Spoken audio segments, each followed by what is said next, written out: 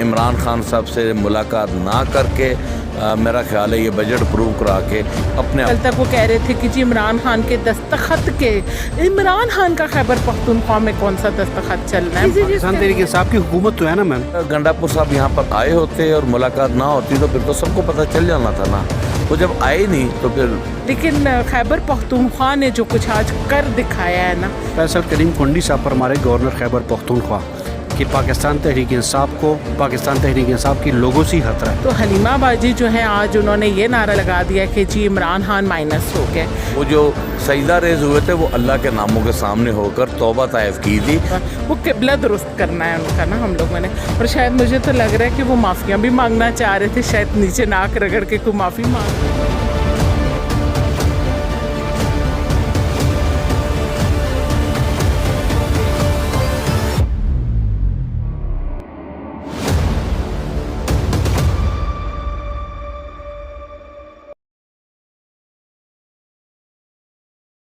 बिस्मिल्लाहिर्रहमानिर्रहीम, अस्सलाम वालेकुम नाज़रीन, मैं हूं नमीन और आप देखिए लब आज़ाद टीवी। डॉक्टर निसार जट साहब हमारे साथ मौजूद है। सर, आज लाहौर हाई कोर्ट का जो फैसला आया है कैसे देख रहे हैं आप? जी बहुत बहुत शुक्रिया। मेरा ख्याल है कि हम तो इन कट मोशंस पर भी हमने तो बिल्कुल इस बात पर खुले अल्फाज में कहा कि 26 आईनी तरमीम के बाद तो आपकी अदलिया जो है वो सारी की सारी हाईजैक हो चुकी है, और यही बात है जिसकी वजह से पाकिस्तान तहरीक इंसाफ ने अपना मौक़िफ़ बनाया था कि आप ऐसा निज़ाम लाना चाह रहे हैं जो कि मेरिट नहीं और अपनी मर्ज़ी का, जो अपनी मर्ज़ी के फ़ैसले लें। तो मेरा ख़्याल है कि इमरान खान साहब की आवाज़ को दबाने के लिए जो हमारी एक उम्मीद इस बात पर थी कि शायद अदलिया हमें इंसाफ दे, लेकिन मैं समझता हूँ कि अदलिया हमें इंसाफ देने में नाकाम नज़र आ रही है। सर, अली अमीन गंडापुर साहब ज़रा सूबाई लेवल पे आते हैं। अमीन गंडापुर साहब ने बजट पेश कर दिया है। हलीमा खान साहबा का एक बयान आया, शायद मैं भी आपकी नज़र से गुजरा हो, चूँकि सीजन पॉलिटिशियन आपके इल्म में भी हो, कि इमरान खान साहब को अमीन गंडापुर ने माइनस कर दिया। इमरान खान साहब माइनस हो चुके हैं, कैसे देख रहे हैं इस बयान को? हाँ देखिए, मैं ये नहीं समझता कि इमरान खान साहब माइनस हो जाएंगे। इमरान खान नहीं तो पाकिस्तान तहरीक इंसाफ भी नहीं, ये बात तो क्लियर है। पाकिस्तान तहरीक इंसाफ का वजूद ही इमरान खान साहब से।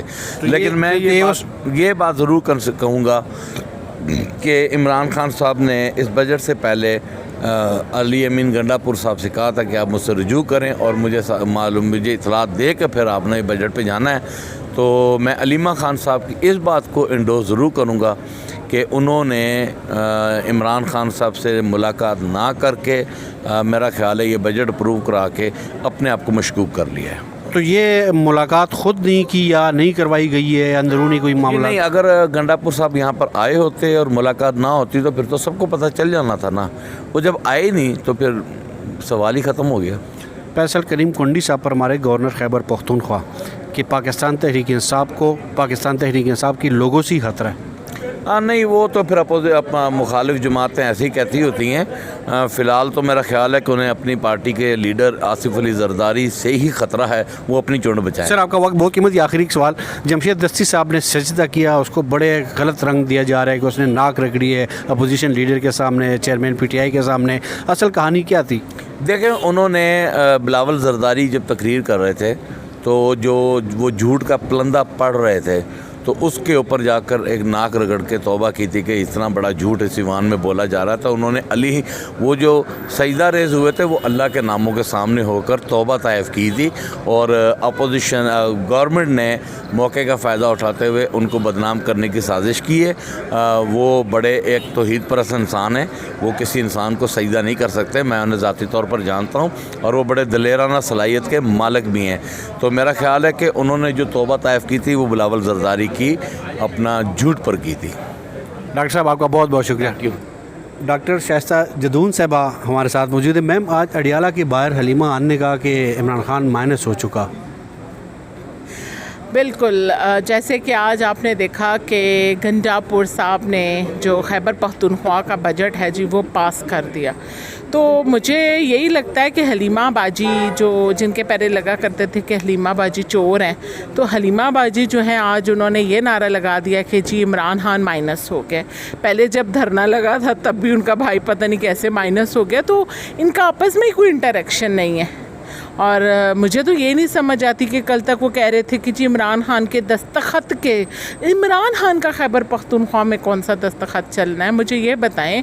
वहाँ का जो कैबिनेट है उसका वो हिस्सा है या उस असम्बली का वो हिस्सा है? वो तो भी किसी चीज़ पाकिस्तान का तहरीक इंसाफ की हुकूमत तो है ना मैम। पाकिस्तान तहरीक इंसाफ की हुकूमत है, पर अब ये तो नहीं है कि बजट जो है उनके कहे बगैर जो है हम पास नहीं कर सकते, क्योंकि वो खैबर पख्तूनख्वा की क्या असम्बली का हिस्सा है या उसकी किसी कैबिनेट का हिस्सा है? मुझे पहले ये तो क्लियर करें ना। पीटीआई का हिस्सा वो ज़रूर है, बानी चेयरमैन, वो बानी भी है और चेयरमैन भी ज़रूर है पीटीआई के, लेकिन पीटीआई भी भाई अभी कोई मतलब जमात नहीं रही है ना उनके पास निशान है ना वो कोई जमात है। लेकिन चले बहरहाल जो भी है, लेकिन खैबर पख्तूनख्वा ने जो कुछ आज कर दिखाया है ना, तो बड़ी हैरानगी होती है। खुद ही कह रहे थे हम बजट पास नहीं करते, फिर खुद ही बजट भी पास कर दिया। लेकिन बस दुआ करें कि पहले भी हमारा सूबा तो दिवालियों होने जा रहा था, अल्लाह ताला कुछ करम करे हमारे सूबे पर। पता नहीं कह रहे थे हमने तो इतने रेवेन्यू जनरेट किए हुए हैं, इतने डैम्स बने हुए हैं वहाँ पर, जाकर देखें खैबर पख्तूनख्वा की हालत, तो इंसान का दिल खून के आंसू रोता है। लॉ एंड ऑर्डर की सिचुएशन अलहदा है, बच्चे स्कूलों से बाहर हैं, हर तरफ दहशतगर्दी का जो पीछे दौर दौरा शुरू हुआ, यकीन करें कि बंदे को दुख होता है। मुस्तकबिल में हमारे नौजवानों को क्या मिलने वाला है वहाँ पर? हमने अपनी सियासी उड़ान की खातिर उन्हें धरने की सियासत पर मजबूर किया, शोर शराबे पर मजबूर किया, जलसों में लेकर गए, सिर्फ हमने नौजवानों को इस्तेमाल किया। और हमारे नौजवानों जिनको नौकरियाँ देने के वादे किए गए थे कि उनको हम नौकरियाँ देंगे, घर देंगे लोगों को, ना घर मिले ना नौकरियाँ मिली, और हम जो है ना वो कहते हैं सियासतदानों की चाकरियों पे लग गए। अफसोस की डॉक्टर साहब आखिरी सवाल, जमशेद दस्ती साहब आज असम्बली की फ्लोर पे सजदा रेज़ हुए, ये क्या कहानी थी? हाँ, वो मैंने आज भी कहा कि उनको अपना किबला दुरुस्त करना चाहिए।